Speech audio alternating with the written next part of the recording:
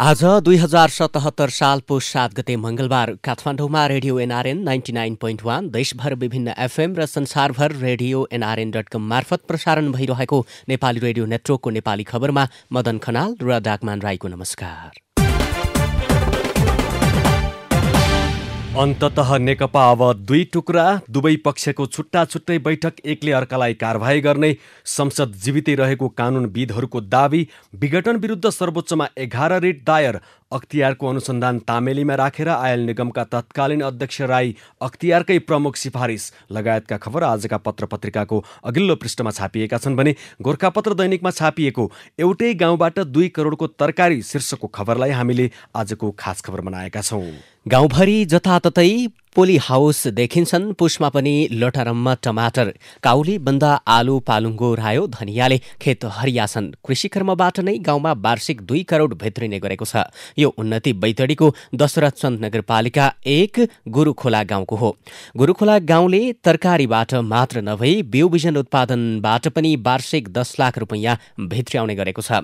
किसानको बिउ संकलन गरेर गाउँकै शिखर बिउ प्रवर्धन सहकारीले जिल्ला बाहिर पठाउने गरेको सहकारीका अध्यक्ष देवदत्त भट्टले बताउनुभयो। गाउँका 372 घर परिवार सामूहिक कृषि कर्ममा लागेका छन्। स्थानीय गैर सरकारी संस्था रुडेसले महिला समूह गठन गरेर बिउ बिजन र प्राविधिक सहयोग गरेको छ। आर्थिक उत्थानशीलता कार्यक्रम अन्तर्गत किसानको खेतमै संस्थाकी कृषि प्राविधिक पूजा भट्ट खटिनु भएको छ। कृषि प्राविधिक खेतमै पुगेपछि प्रविधिले सघाएको उत्पादन बढ्दा तरकारी खेतीबाट वार्षिक 2 लाख भन्दा बढी आमदानी हुने गरेको स्थानीय किसान लक्ष्मी भाटले बताउनुभयो। भाटले भन्नुभयो 12 मिटर लामो छ, 6 मिटर चौडा एउटा घरामा लगाएको टमाटरबाट मात्र 3 महिनामै 40 देखि 50 हजार आमदानी हुन्छ। तरकारी खेतीबाट मात्र आमदानी हुन थालेपछि रोजगारी खोज्न भारत गएका श्रीमान कोरोनाका कारण घर फर्किनु भएको छ। अहिले दुवैजना तरकारी खेतीमा लागेका छौं। गाउँको बारी बाँझो छोडेर रोजगारीका लागि भौतारिनेलाई बैतडीको गुरुखोला गाउँ प्रेरणाको स्रोत बनेको स्थानीय सामाजिक संस्था रुडेस बैतडीका कार्यकारी निर्देशक गोविन्दराज जोशीले बताउनुभयो। सामाजिक संस्थाले उन्नत बिउ दिएर कृषि प्रविधि गाउँमै पठाएपछि आमदानी बढेको स्थानीय पार्वती भाटले बताउनुभयो। तरकारीबाट वार्षिक 2 लाख रुपैयाँ बचत हुने गरेको पार्वतीले बताउनुभयो। अब अघिल्लो पृष्ठका खबरहरू। संसद विघटनको निर्णयसँगै नेकपामा बढ्दो विवाद को सेरोफेरोमै आजका पत्र पत्रिकाले अघिल्लो पृष्ठमा मुख्य खबर छापेका छन्। कान्तिपुर दैनिक लेख्छ नेकपा अब 2 टुक्रा शीर्षकमा मुख्य खबर। दुवै पक्ष केन्द्रीय कमिटी बैठक मार्फत एकअर्कालाई कारबाही गर्दै उपशीर्षक राखिएको खबरमा अगाडि लेखिएको छ। नेकपा केन्द्रीय कार्यालयमा 2 जना सचिव छन्। ईश्वरी रिजाल र श्रीराम ढकाल दुवैजना केन्द्रीय सदस्य पनि हुन्। पूर्व एमालेका रिजाल नेकपा अध्यक्ष केपी शर्मा ओली निकट मानिन्छन् भने ढकाल अर्का अध्यक्ष दाहाल निकटस्थ हुन्। नेकपा एकीकरण यता पार्टी कार्यालयबाट जारी हुने सम्पूर्ण सूचनामा दुवैको नाम सँगसँगै आउने गर्थ्यो। सोमबार भने सबै केन्द्रीय सदस्यले रिजाल र ढकालका नाममा छुट्टा छुट्टै म्यासेज पाए। पार्टी केन्द्रीय कमिटी बैठकको जानकारी दिएको एउटै बेहोराका 2टा म्यासेजमा स्थान र समय फरक छ। रिजालले बिहान 9 बजे प्रधानमन्त्री निवास बालुवाटारका लागि बैठकको निम्ति दिएका छन् भने ढकालले दिउँसो 1 बजे कार्की ब्याङ्क्वेट बबर महलमा उपस्थित हुन अनुरोध गरेका छन्। यसरी आएको छुट्टा छुट्टै निम्तोलाई केन्द्रीय सदस्यहरूले पार्टी विभाजनको औपचारिक आह्वानका रूपमा बुझेका छन्। प्रधानमन्त्री ओलीले प्रतिनिधि सभा विघटनको सिफारिस गरेसँगै उत्पन्न जटिल परिस्थितिले नेकपाका नेताहरूलाई अलग्याउने लगभग निश्चित भइसकेको थियो। त्यसलाई थप पुष्टि गर्ने गरी 2 अध्यक्षले सोमबार विभाजनको छुट्टै छुट्टै पूर्वाभ्यास गरे। ओलीले बिहान आफ्नै सरकारी निवास बालुवाटारमा आफैले विघटन गरेको प्रतिनिधि सभाका सदस्यहरूलाई बोलाएर 2 अध्यक्षको सहमति बिना पार्टीले गर्ने कुनै पनि निर्णय वैधानिक नहुने भन्दै त्यसो गरिए एकता भङ्ग हुने ब्रिफिङ गरे। आफ्नो पक्षमा रहेका नेताहरूको हिसाब किताब राख्न प्रधानमन्त्री ओलीले मंगलबार बिहान केन्द्रीय कमिटिको बैठक आह्वान गरेका छन्। बैठकमा उपस्थित हुने केन्द्रीय सदस्यहरूलाई गनी त्यही आधारमा पार्टीले आफूलाई अनुशासनको कारबाही गरेर प्रधानमन्त्रीबाट फिर्ता गर्ने निर्णय गर्नुअघि नै दल विभाजन सम्बन्धी अध्यादेश जारी गर्ने सम्भावना पनि बढेको छ भन्दै कान्तिपुर थप अगाडि लेख्छ। यता दाहाल नेपाल समूहले ओलीले पार्टीले अनुशासनको कारबाही गर्ने निर्णय गरेको बेहोरा निवेदन निर्वाचन आयोगमा दर्ता गराएका छन्। स्थायी कमिटी सदस्य लीलामणि पोखरेलले सोमबार दिउँसो आयोगमा दर्ता गरेको निवेदनमा ओलीले पार्टी विधान विपरीत काम गरेकाले कारबाही गरेको उल्लेख गरिएको छ। प्रारम्भिक रूपमा पार्टीभित्र देखिएको कित्ताकाटको अङ्कगणित अनुसार प्रधानमन्त्री ओलीको पक्षमा नेकपा रहने सम्भावना भने कम रहेको छ। चल्दै आएको राजनीतिक अभ्यास अनुसार पनि अल्पमतले नै पार्टी फुटाउने भएकाले ओली नेकपामा रहने छैनन्। यता अन्नपूर्ण पोस्ट दैनिकमा नेकपाकै खबर छापिएको छ। नेकपा फुटको संघारमा आज समानान्तर लोकतन्त्र केन्द्रीय समिति बैठक, केही नेता साक्षी बस्न नजाने शीर्षकमा खबर छ। सत्तारूढ नेकपाको औपचारिक फुटको संघारमा पुगिसकेको छ। पार्टी जोर पाइलट अध्यक्ष एवं प्रधानमन्त्री केपी शर्मा ओली र अर्का अध्यक्ष पुष्पकमल दाहालबीच चलेको शक्ति सङ्घर्षले अन्ततः 31 महिनामै सकिन लागेको हो। दुवै अध्यक्षले मङ्गलबार केन्द्रीय समितिका छुट्टा छुट्टै बैठक बोलाएका छन् र सम्भवतः फुटको औपचारिक घोषणा त्यही क्षण हुनेछ। प्रधानमन्त्री ओलीले बिहान बालुवाटार र दाहालले दिउँसो 1 बजे बबरमहल स्थित कार्की ब्यान्क्वेटमा केन्द्रीय समितिको बैठक बोलाएका छन्। केन्द्रीय सदस्यहरूलाई केन्द्रीय कार्यालयमा रहेका दुई सचिवले पक्षधरताकै आधारमा सूचना जारी गरेका छन्। अर्थात् ओली पक्षका कार्यालय सचिव ईश्वरी रिजालले र दाहालतर्फका कार्यालय सचिव श्रीराम ढकालले नेताहरूलाई सूचना पठाएका छन्। यता प्रधानमन्त्री केपी शर्मा ओलीले विघटन बाध्यता भनेका छन् भने अर्का अध्यक्ष दाहालले आफूहरू जीवितै रहेको र संसद विघटन पनि नभएको बताएका छन्। यता आजको राजधानी दैनिकले पनि अन्ततः फुटतर्फ नेकपा शीर्षकमा नेकपाकै विवादलाई प्राथमिकता दिएको छ। प्रतिनिधि सभा विघटनसँगै सत्तारूढ नेकपा स्पष्ट रूपमा दुई समूहमा विभाजित भएको छ। विवाद उत्कर्षमा पुगेर प्रतिनिधि सभा विघटन भएपछि दुवै समूहले आगामी रणनीति तय गर्न गुटगत भेला र बैठक बोलाउने क्रमलाई तीव्रता दिएका छन्। दुवै पक्षले एकले अर्कालाई अनुशासनको कारबाही गर्ने गरी तयारी अघि बढाएका छन् भने दुवै पक्षले आफ्नो बैठकलाई नै आधिकारिक भएको दावी गरेका छन्। प्रधानमन्त्री केपी शर्मा ओलीको सिफारिसमा राष्ट्रपति विद्यादेवी भण्डारीले गरेको जननिर्वाचित संसद विघटनको विषय न्यायिक इजलासमा पुगेको छ। संसद विघटनको विषय अदालत प्रवेशसँगै न्यायिक परीक्षणको विषय बनेको छ। संविधानको मर्मलाई कुल्चिएर प्रधानमन्त्री र राष्ट्रपतिबाट संविधानको चिरहरण गरेको भन्दै संसद पुनर्स्थापना र संसद विघटनको निर्णय खारेजीको माग गर्दै सर्वोच्चमा 11 वटा रिट दर्ता भएका छन्। दर्ता भएका रिट निवेदन मध्ये एउटा संवैधानिक इजलासमा र बाँकी 10 वटाको साधारण इजलास मार्फत सुनवाई हुनेछ। यो खबर पनि राजधानी दैनिकबाटै। देशवासीका नाममा प्रधानमन्त्रीको सम्बोधन, निर्वाचन उन्नत लोकतान्त्रिक अभ्यास शीर्षकमा गोरखापत्र दैनिकमा खबर छ। प्रधानमन्त्री केपी शर्मा ओलीले निर्वाचन लोकतन्त्रको आत्मा र उन्नत लोकतान्त्रिक अभ्यास तथा विधि भएको बताउनु भएको छ। प्रतिनिधि सभा विघटन र आम निर्वाचन घोषणा भएको भोलिपल्ट सोमबार देशवासीका नाममा सम्बोधन गर्दै प्रधानमन्त्री ओलीले भन्नुभयो, जननिर्वाचित सरकारले काम गर्न पाउँदैन भने उसले पुनरावेदन गर्न जाने ठाउँ सार्वभौम जनता समक्ष नै हो। मैले यही बाटो अवलम्बन गरेको छु। आम निर्वाचनमा जानुपर्ने बाध्यता कारण केलाउँदै उहाँले बहुमत प्राप्त दलको सर्वसम्मत नेतालाई काम गर्न नदिएपछि बन्द कोठामा अनुचित र सिद्धान्तहीन र सम्झौतामा अल्झिएर जनअपेक्षामा आँच पुर्याउनु आफूले उपयुक्त नठानेको बताउनुभयो। कानूनविदहरूले प्रधानमन्त्री राष्ट्रपतिको कदमले प्रतिनिधि सभा विघटन हुन नसक्ने बताएका छन्। भङ्ग गर्ने व्यवस्था संविधानमा नभएकाले त्यो जीवितै रहेको र सभामुखले अधिवेशन बोलाउन सक्ने उनीहरूको तर्क छ। संविधानमै नभएको व्यवस्था प्रधानमन्त्री र राष्ट्रपतिले भन्दैमा लागू हुँदैन, त्यसैले प्रतिनिधि सभा विघटन भएको छैन। वरिष्ठ अधिवक्ता शम्भु थापाले भने, जीवितै भएको संसदको बैठक बोलाउने जिम्मेवारी सभामुखको हो, उहाँले त्यसो गर्न सक्नुहुन्छ। पुष्पकमल दाहाल माधव कुमार नेपाल समूहले सोमबार दिउँसो बानेश्वरमा गरेको कानूनी परामर्शमा पनि आफूले यही सुझाव दिएको थापाले बताए। उनका अनुसार अदालतमा रिट दायर गर्ने र संसद पनि सञ्चालन गरी काम अघि बढाउने दुई उपाय सँगसँगै अवलम्बन गर्न सकिने सुविधा दलहरूसँग छ। अर्का कानूनविद ओमप्रकाश अर्यालले पनि संविधानतः संसद जीवितै रहेकाले यसको नियमित काम अघि बढाउन कुनै समस्या नभएको प्रतिक्रिया दिएका छन्। कतिपय निर्णय असंवैधानिक हुन्छन् जसको निरूपण अदालतमा गर्न सकिन्छ, कतिपय चाहिँ अनाधिकृत हुन्छन्। उनले भने, कानून र संविधानले दिँदै नदिएको अधिकार प्रयोग गर्नु अनाधिकृत काम हो। अधिकार नै नभएको संसद विघटन गर्ने काम त्यस्तै अनाधिकृत कदम हो। यसको प्रतिरक्षा गर्न अदालत गइराख्नै पर्दैन, किनभने यो सुरुदेखि नै अमान्य र प्रभाव शून्य छ। कानूनविद भन्छन् संसद जीवितै छ। यो शीर्षकको खबर कान्तिपुर दैनिकले अघिल्लो पृष्ठमा छापेको छ। अर्थतन्त्रका परिसूचक सकारात्मक शीर्षकमा गोरखापत्रमा खबर छ। चालु आर्थिक वर्षको पहिलो 4 महिनामा अर्थतन्त्र परिसूचक सकारात्मक देखिएका छन्।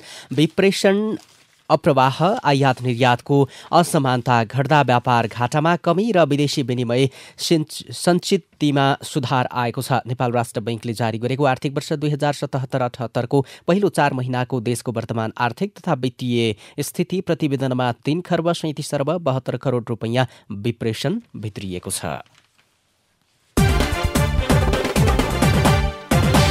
नेपाली कांग्रेसको आह्वानमा बसेको सर्वदलीय बैठकले संसद विघटन संविधानमाथिको आक्रमण भएको निष्कर्ष निकालेको छ। यस्तै बैठकले राष्ट्रपति विद्यादेवी भण्डारीको कदम संविधान विरोधी र अलोकतान्त्रिक भएको ठहर गरेको छ। सत्तारूढ नेपाल कम्युनिस्ट पार्टी, प्रमुख प्रतिपक्षी नेपाली कांग्रेस र प्रतिपक्षी जनता समाजवादी पार्टीको संयुक्त बैठकले प्रतिनिधि सभा विघटन गर्ने राष्ट्रपति विद्यादेवी भण्डारीको कदम संविधान विरोधी र अलोकतान्त्रिक भएको ठहर गरेको हो। कांग्रेस केन्द्रीय कार्यालय सानेपामा सोमबार बसेको नेकपा कांग्रेस र जसपाको बैठकले प्रतिनिधि सभा विघटनको घोषणालाई संविधान विरोधी र अलोकतान्त्रिक ठहर गरेको नेकपाका प्रवक्ता नारायण श्रेष्ठले जानकारी दिनुभयो।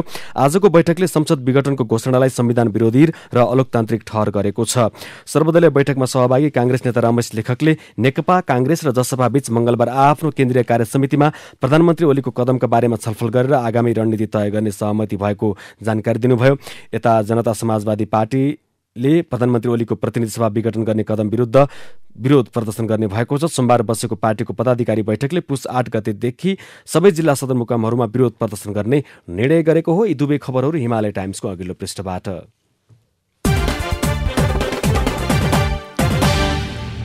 खोप उत्पादक इन्स्टिच्युट सेरमले खोपमा नेपाललाई प्राथमिकता दिने शीर्षकको खबर आजको कान्तिपुर दैनिकले छापेको छ। भारतको सबैभन्दा ठूलो खोप उत्पादक सेरम इन्स्टिच्युटले कोरोना भाइरस विरुद्धको खोप आपूर्तिका लागि नेपाललाई प्राथमिकतामा राखेको जनाएको छ। सेरमका संयुक्त निर्देशक प्रकाश सिंहले सोमबार भारतका लागि नेपाली राजदूत निलाम्बर आचार्यसँग भेटमा कम्पनीले नेपालका लागि समेत खोप उत्पादन गर्ने योजना बनाएको बताएका छन्। सेरमले कोरोना खोप आपूर्ति गर्ने सन्दर्भमा नेपाल, बंगलादेश, भुटान लगायतका मुलुकलाई प्राथमिकतामा राखेको छ। राजदूत आचार्यले भने भेटमा राजदूत आचार्यले खोप विकासको पछिल्लो अवस्था, उत्पादन र वितरण सम्बन्धमा चासो राखेका थिए। भारतमा हाल सेरम लगायतका कम्पनीका 6वटा खोपको परीक्षण अन्तिम चरणमा पुगेको छ। केही मुलुकले खोप प्रयोगलाई अनुमति दिइसकेका छन्। नेपाल सरकारले जतिसक्दो चाँडो खोप उपलब्ध गराउन विभिन्न मुलुक र संस्थालाई औपचारिक रूपमै आग्रह गरिरहेको छ।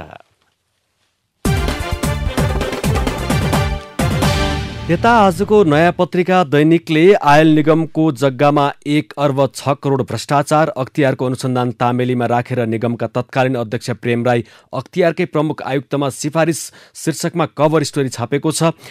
झापाको मेचीनगर नगरपालिका 13 दुवागढीमा मानव बस्ती विकास भइरहेको ठाउँमा पेट्रोलियम भण्डारण बनाउने भन्दै आयल निगमले जग्गा खरिद गरेको छ। अनुगमनमा गएको संसदीय छानबिन समितिसँग स्थानीयले भनेका थिए दुवागढीमा 19 बिघा जग्गा खरिद गर्दा झण्डै 30 करोड रुपियाँ घोटाला भएको छ। यस्तै सर्लाहीको नेत्रगञ्जमा पनि जग्गा खरिद गर्दा झण्डै 20 करोड 55 लाख बिचौलिया मार्फत भ्रष्टाचार भएको स्थानीयको भनाइ छ। यस्तै गरी चितवन र मकवानपुरमा पनि जग्गा खरिद गर्दाखेरि आयल निगमले 33 करोड 10 लाख भन्दा बढी बिचौलिया मार्फत भ्रष्टाचार गरेको संसदीय समितिको ठहर थियो। त्यसै गरी रूपन्देहीको रोहिणी नदी बगर किन्दाखेरि पनि बिचौलिया मार्फत 22 करोड 55 लाख भ्रष्टाचार भएको ठहर त्यति बेलाको संसदीय छानबिन समितिले गरेको थियो। 90 दिनको पेट्रोलियम पदार्थ भण्डारण गर्न सक्ने गरी सरकारी जग्गा प्रयोग गर्न संसदको वाणिज्य तथा उपभोक्ता सम्बन्ध समितिले निर्देशन दिएको थियो। तर आयल निगमका तत्कालीन अध्यक्ष प्रेम राई र महाप्रबन्धक खड्काले निजी जग्गा किन्ने प्रक्रिया अघि बढाएका हुन्। राईको अध्यक्षतामा 9 कार्तिक 2073 मा बसेको बैठकले प्रबन्ध निर्देशक गोपाल खड्कालाई जग्गा खरिदको जिम्मेवारी दिएको थियो। खरिद सम्बन्धी टेन्डर खुलेपछि मूल्याङ्कन र खरिदको अन्तिम निर्णय सञ्चालक समितिमा पेश गर्नुपर्ने निगमकै विनियमावलीमा व्यवस्था छ। तर अध्यक्ष राईले 24 माघ 2073 मा जग्गा खरिदको अन्तिम निर्णय प्रबन्ध निर्देशक खड्कालाई दिने गरी निर्णय गरेका थिए। प्रधानमन्त्री केपी ओलीले चैत 2072 मा चीनको भ्रमण गर्दा पेट्रोलियम पदार्थको भण्डारणमा चिनिया सहयोग लिने सहमति भएको थियो। सहमति अनुसार चीनको एक प्राविधिक टोली आएर नुवाकोट, तनहुँ, काभ्रे र ललितपुरको जग्गाको अवलोकन समेत गरेको थियो। जग्गा खरिद गर्दा अनियमितता भएको भन्ने विषय आएपछि तत्कालीन संसदको उद्योग, वाणिज्य तथा उपभोक्ता हित सम्बन्ध समितिमा छलफल भएको थियो। समितिले नै छानबिन गर्न तत्कालीन सांसद सुभाष चन्द्र ठकुरीको संयोजकत्वमा उपसमिति गठन गरेको थियो। आपूर्ति मन्त्रालयको सचिव नै आयल निगमको अध्यक्ष हुने व्यवस्था छ। सचिव अध्यक्ष रहेको निगमको सञ्चालक समितिले एउटै उपसमिति बनाएर जग्गा खरिदको जिम्मा दिएको देखिन्छ। त्यसकारण तत्कालीन अध्यक्ष राई पनि भ्रष्टाचारमा संलग्न भएको छानबिन समितिको निष्कर्ष थियो।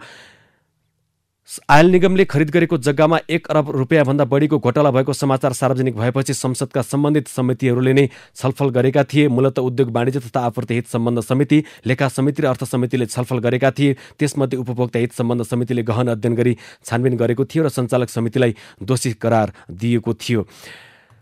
यता सचिवबाट निवृत्त भएको 1 वर्षसम्म पनि राईले गृहको गाडी फिर्ता गरेका छैनन्। अख्तियार दुरुपयोग अनुसन्धान आयोगका प्रस्तावित प्रमुख आयुक्त प्रेम राईले सचिवबाट निवृत्त भएको 1 वर्षसम्म पनि सरकारी गाडी फिर्ता गरेका छैनन्। गत 22 माघमा अवकाश पाएका उनले अहिलेसम्म गृह मन्त्रालयकै सर्वसवारी चालक र सुरक्षाकर्मी प्रयोग गरिरहेका छन्। सरकारी गाडीमा रातो नम्बर प्लेट राखेर उनले चलाइरहेको गृह मन्त्रालयको स्रोतले जनाएको छ। त्यस्तै कुनै निर्णय बिना नै 2 जना प्रहरी समेत पूर्व सचिव राईले घरमा राखेको स्रोतको दाबी छ। अवकाश प्राप्त व्यक्तिलाई सवारी दिने कुनै व्यवस्था छैन। संवैधानिक परिषदले आफूभन्दा कनिष्ठ व्यक्ति प्रेम कुमार राईलाई प्रमुख आयुक्तमा सिफारिस गरेपछि अख्तियार दुरुपयोग अनुसन्धान आयोगका कार्यवाहक प्रमुख आयुक्त डाक्टर गणेश राज जोशीले राजीनामा दिने तयारी गरेका छन्। उनले यसबारे आफूले निकटस्थहरूसँग छलफल समेत गरेको स्रोत बताउँछ। आजको नयाँ पत्रिका दैनिकको कभर स्टोरी आयल निगमको जग्गामा 1 अर्ब 6 करोड भ्रष्टाचार, अख्तियारको अनुसन्धान तामेलीमा राखेर निगमका तत्कालीन अध्यक्ष प्रेम राई अख्तियारकै प्रमुख आयुक्तमा सिफारिस। अब भित्री पृष्ठका खबरहरू। कान्तिपुर दैनिकको भित्री पृष्ठको खबर लिँदैछौँ। गोयलसँगको भेटपछि गलेको राष्ट्रवाद शीर्षकमा सम्भवतः भारतीय पक्ष ओलीको राष्ट्रवाद खुइल्याउने उपयुक्त मौका कुरेर बसेको थियो, जो कमजोर छ। प्राय त्यसैलाई प्रयोग गर्ने भारतीय कूटनीतिको पुरानै शैली हो। पार्टीभित्र कमजोर हुँदै गएपछि ओलीले पनि भारतीय साथ खोजिरहेका थिए। त्यही पृष्ठभूमिमा भारतीय गुप्तचर संस्था रका प्रमुख सामन्त कुमार गोयल कार्तिक 4 गते वायुसेनाको विमान लिएर हल्लाखल्ला गर्दै काठमाडौँ ओर्लिएर बालुवाटार छिरेर ओलीसँग मध्यरात 2 घण्टा छलफल गरेर फर्किए। विदेशी मुलुकको गुप्तचर प्रमुखसँग गरेको गुपचुप वार्तामा के कुरा भयो, प्रधानमन्त्री ओलीले अहिलेसम्म खुलाएका छैनन्। गोयल ओलीलाई भेट्न त्यतिखेर आएका थिए जतिबेला नेकपाको यो चरणको विवाद बिस्तारै उत्कर्षमा पुग्दै थियो। ओलीले नाकाबन्दी र नक्सा सार्वजनिक गर्ने बेला खेलेको राष्ट्रवादको कार्ड भारतले कार्तिक 4 गते मध्यरात गोयललाई पठाएर फिर्ता लग्यो। त्यसै कारण ती गुप्तचरले आफ्नो आगमन गुप्त राख्न चाहेका थिएनन्। प्रधानमन्त्री ओलीले 5 वर्षमा बढाएको राष्ट्रवादी छवि सत्ता जगाउने चक्करमा 5 महिनामै गुमाएका छन्। नेकपाको अध्यक्ष पुष्पकमल दाहाल प्रचण्ड र माधव कुमार नेपाल पक्ष र नेपाली कङ्ग्रेसका नेताहरू प्रतिनिधि सभा विघटनको निर्णय बदरको माग गर्दै सर्वोच्च अदालतमा जाने तयारी गरेका छन्। दुवैतर्फका विशेष नेताहरू सहित सांसदहरूले निवेदन दिने तयारी गरेका छन्। सोमबार दिनभरको छलफलपछि केही कानुन व्यवसायीले रेटको मस्यौदा गरिरहेका छन्। यसैबीच सरकारले देशभरका प्रमुख जिल्ला अधिकारी, प्रजीय र जिल्ला सुरक्षा प्रमुखलाई मन्त्रालयको अनुमति बेगर जिल्ला नछाड्न निर्देशन दिएको छ। प्रतिनिधि सभा विघटनपछि त्यसको समर्थन र विरोधमा हुने शक्ति प्रदर्शन र शान्ति सुरक्षालाई ख्याल गर्दै गृह मन्त्रालयले 77वटै जिल्लाका प्रजीय र 4वटै सुरक्षा निकायका जिल्ला प्रमुखहरूलाई जिल्ला नछाड्न निर्देशन दिएको हो। प्रतिनिधि सभा विघटन प्रकरणबारे कानुन व्यवसायीको छाता संगठन नेपाल बार एसोसिएसन विभाजित भएको छ। विघटनका विषयमा महासचिव लीलामणि पौडेल र कोषाध्यक्ष रुद्रप्रसाद पोखरेलले फरक विज्ञप्ति जारी गर्नुभएको छ। महासचिव लीलामणि पौडेलले असंवैधानिक कदमका रूपमा विरोध गर्नुभएको छ भने कोषाध्यक्ष रुद्र पोखरेलद्वारा जारी विज्ञप्तिमा महासचिवको धारणामा केन्द्रीय कार्य समितिको सहमति नरहेको उल्लेख छ। कोरोना भाइरस संक्रमण पुष्टि भएका मध्ये हरेक दिन 11 जनाको मृत्यु हुने गरेको छ। पछिल्लो एक सातामा 79 जनाको मृत्यु भएको छ। स्वास्थ्य तथा जनसङ्ख्या मन्त्रालयका अनुसार मंगलबार 14, बुधबार 13, बिहीबार 6, शुक्रबार 16, शनिबार 12, आइतबार 11 र हिजो सोमबार 7 जनाको मृत्यु भएको छ। प्रतिनिधि सभा विघटनपछि नेकपामा आएको विभाजनबाट गण्डकी प्रदेश सरकार पनि प्रभावित देखिएको छ। गण्डकीमा नेकपा स्थायी समिति सदस्य तथा प्रदेश इन्चार्ज पृथ्वी सुब्बा गुरुङ मुख्यमन्त्री छन्। उनको साथमा हालसम्म 2/3 बहुमत छ, तर अब पार्टी फुट निश्चित प्राय भएकाले उनको सरकार पनि अल्पमतमा पर्ने जोखिम देखा परेको हो। कोरोना भाइरसको प्रभावसँगै विदेशबाट हुने वस्तु आयात घटेपछि यसको मार महँगीमा पर्न थालेको छ। चिसो मौसम सुरु भएसँगै खास गरी चीनबाट आयात हुने जाडोका कपडाको मूल्य महँगिन थालेको व्यवसायीले बताएका छन्। नेपाल भित्रिने रेमिट्यान्समा कोभिड-19 को असर नदेखिए पनि प्रत्यक्ष विदेशी लगानी प्रभावित भएको छ। सोमबार सार्वजनिक राष्ट्र बैंकको चालु आर्थिक वर्षको 4 महिनाको प्रतिवेदन अनुसार गत कार्तिकसम्म रेमिट्यान्स करिब 11% बढेको छ। यस अनुसार गत साउनमा रेमिट्यान्स 23, भदौमा 8 र असोजमा 12.6% बढेको थियो। गुल्मी दरबार गाउँपालिकाभित्र रहेको 330 रोपनी बाँझो जग्गा गाउँपालिकाको भूमि बैंक मार्फत दर्ता गरिएको छ। जग्गा बाँझो राख्नेलाई 1000 जरिवाना समेत गाउँपालिकाले गर्ने भएको छ। अब विदेशका खबर। भारतमा आन्दोलनरत किसानले भोक हडताल सुरु गरेका छन्। संयुक्त किसान मोर्चाले कृषि कानूनको विरोधमा प्रदर्शन स्थलमा भोक हडताल गर्ने घोषणा गरेका हुन्।